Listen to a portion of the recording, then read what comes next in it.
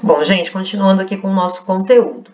Então, o que o autor questiona aí pra gente, né, se já haviam ocorrido diversas mudanças dentro do campo da psiquiatria, o que há de novo na reforma psiquiátrica brasileira?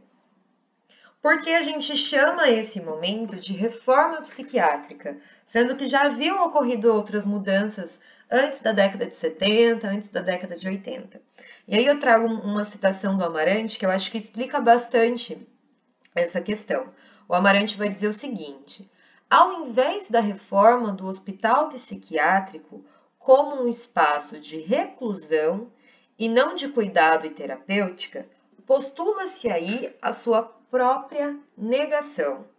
Em outras palavras, enquanto espaço de mortificação, lugar zero das trocas sociais, o hospital psiquiátrico passa a ser denunciado como um manicômio, que se pauta na tutela, na custódia e na gestão de seus internos.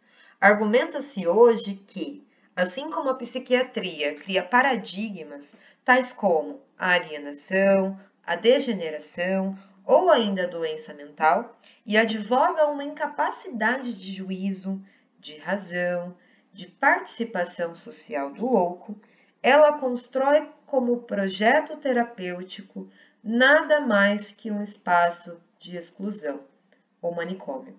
Bom, então o que há de novo, o que há de diferente do que a gente entende como reforma psiquiátrica brasileira?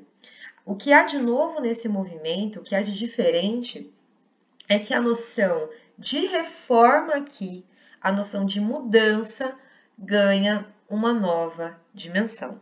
E aí, só para situar vocês de que momento a gente está falando por volta da segunda metade da década de 1970 aqui no nosso país. Então, a gente viu que ao longo do século XX já existiam algumas mudanças, algumas críticas, mas essas mudanças ganham intensidade, ganham força, justamente na segunda metade de 1970. E mais do que tentar reformular ali, como eu brinquei com vocês, né, acho que é uma metáfora interessante. Vamos pensar que as outras reformas, elas foram só uma pintura da casa. Essa reforma psiquiátrica que a gente se refere, né, essa mudança, essas mudanças, esse conjunto de mudanças que aconteceram a partir da segunda metade da década de 70, não foi só uma pintura na casa. Quase que né, a intenção era derrubar a casa inteira e reconstruir outra vez. Era mudar as bases da casa, o alicerce, a estrutura da casa. Por isso que é uma reforma mais intensa, que vai no cerne ali desses paradigmas, que pretendem mudar, não é só pintar as paredes dos hospitais psiquiátricos, vamos dizer assim, é destruir os hospitais psiquiátricos, né? Mas não é só esse processo, né, de não uso mais dos hospitais psiquiátricos, ele, obviamente, né, esses autores reconhecem que não é algo que vai ser dado dia para noite, porque não adianta nada a gente destruir, né, digamos assim, fechar os hospitais psiquiátricos se a gente não muda a compreensão que a sociedade tem sobre a loucura. De nada adianta a gente destruir os hospitais, a gente fechar os hospitais para abrir outros locais em que essas pessoas não vão ser acolhidas, que não vão ser compreendidas como sujeitas ativas em suas próprias vidas, como voz aí que devem sempre ser ouvidas, correto? Então, o que eles estão tentando colocar aqui é que a mudança, né? Por que essa reforma psiquiátrica aí foi um bafão, digamos assim, né? Por que ela foi tão importante, por que ela foi diferente dessas outras mudanças? Porque ela buscou mudar aí as bases de tudo isso. Ela questionou os hospitais psiquiátricos, mas ela não questionou só os tratamentos. Ela questionou, inclusive, a existência desse hospital. Então, olha, por que nós precisamos ter um hospital psiquiátrico? Por que nós precisamos de uma instituição isolada da sociedade? Porque nós precisamos excluir os sujeitos com transtorno mental dentro da sociedade, né? Porque nós precisamos construir a ideia, o conceito de transtorno mental. Então, percebam, são reflexões, são questões, questionamentos muito mais intensos. E é isso que há de novo no que a gente entende como reforma psiquiátrica brasileira, certo? E aí, como a gente viu, vai ter muita influência, vai ter muito... A reforma brasileira vai beber muito aí no que foi produzido, no que foi construído também na Itália. Certo. E aí, só para contextualizar um pouquinho o que a gente estava vivendo aqui no nosso país nesse momento, a gente está falando aí de segunda metade ali do século, da década de 1970. O país, né, a gente estava vivenciando ali um período, desde 64, a gente estava vivenciando aí um período de governos militares. E esse processo, né, no finalzinho aí da década de 70, início da década de 80, a gente chama de um processo de redemocratização brasileira. Então, o que isso quer dizer? Vamos lá para o nomezinho, né? Redemocratizar é tornar de novo democrático. Ou seja, durante o período ali dos governos militares, o presidente, por exemplo, ele não era escolhido através de um processo democrático, ou seja, a democracia, né, o que a gente entende por democracia, que é um governo feito, né, pelo povo e para o povo. Essa é a definição que a gente entende aí de democracia. Então, numa democracia, funciona como funciona hoje.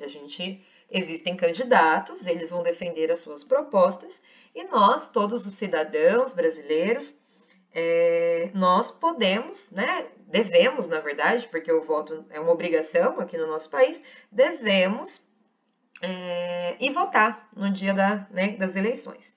Correto. Então, nesse momento, o Brasil vivenciava um processo um pouquinho diferente.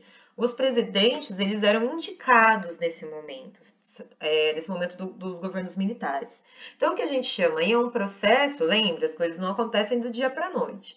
Então, foi um processo para que o Brasil voltasse a ser um Estado democrático, ok? E nesse momento, né, outra citação aí do Amarante, a reforma psiquiátrica é um processo que surge mais concreta e principalmente a partir da conjuntura da redemocratização em fins da década de 1970, fundando não apenas na crítica conjuntural ao Sistema Nacional de Saúde Mental, mas também e principalmente na crítica estrutural ao saber e às instituições psiquiátricas clássicas, no bojo de toda a movimentação político-social que caracteriza essa mesma conjuntura de redemocratização. Então, percebam, esse é um momento em que a gente discutia muito também esse processo de redemocratização.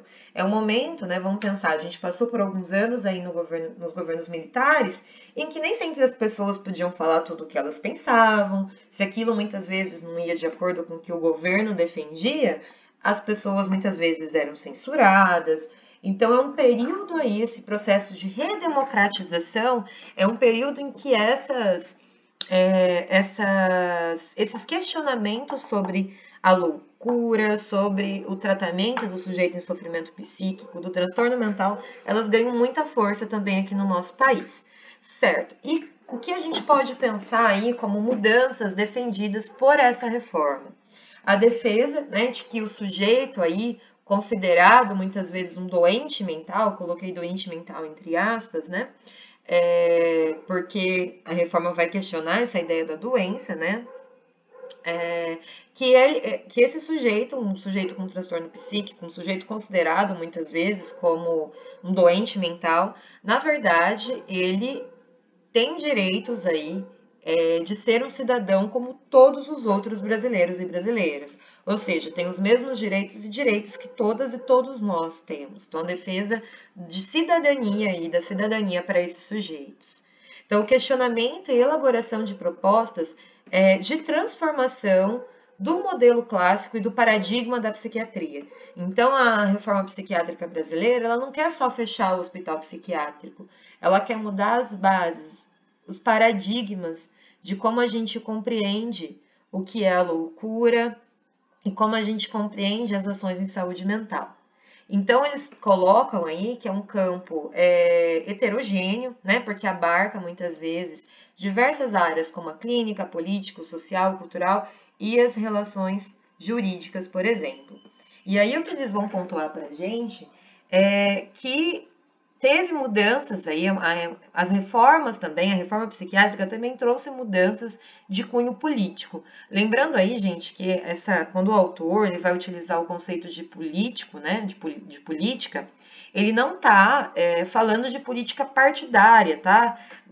Política não é sinônimo não é só sinônimo de política partidária ou de processos eleitorais, ok? Então vamos pensar, política é uma coisa, política partidária é outra coisa. Então, quando ele está colocando aí transformações políticas, ele está falando sobre mudanças nas dimensões, tanto de políticas públicas, por exemplo, no campo das relações de poder, no campo aí de direitos. Então, a gente vai entender como todo esse processo também da reforma psiquiátrica contribuiu, por exemplo, para a construção do nosso Sistema Único de Saúde, contribuiu para que a gente elaborasse aí, para que a gente construísse a nossa Constituição Federal Brasileira de 1988. Bom, é isso, gente. E aí o autor, né, também vai comentar alguns antecedentes dessa reforma aqui no nosso país, que estão aí por volta da década de 1960, 1970, que são a psiquiatria comunitária e o modelo das comunidades terapêuticas. Então, na nossa live eu também vou explicar um pouquinho para vocês o que são esses dois movimentos e como eles estavam acontecendo aqui no país antes do que a gente entende aí como reforma psiquiátrica brasileira. Bom, é isso, gente. A gente se vê então na nossa live, na quinta, dia 9 de abril, às 21h50, esse é o nosso novo horário aí das lives. Fiquem bem, estudem, leiam o texto. Só para vocês se situarem, vou trabalhar com vocês até mais ou menos a página 13 do nosso artigo, tá bom?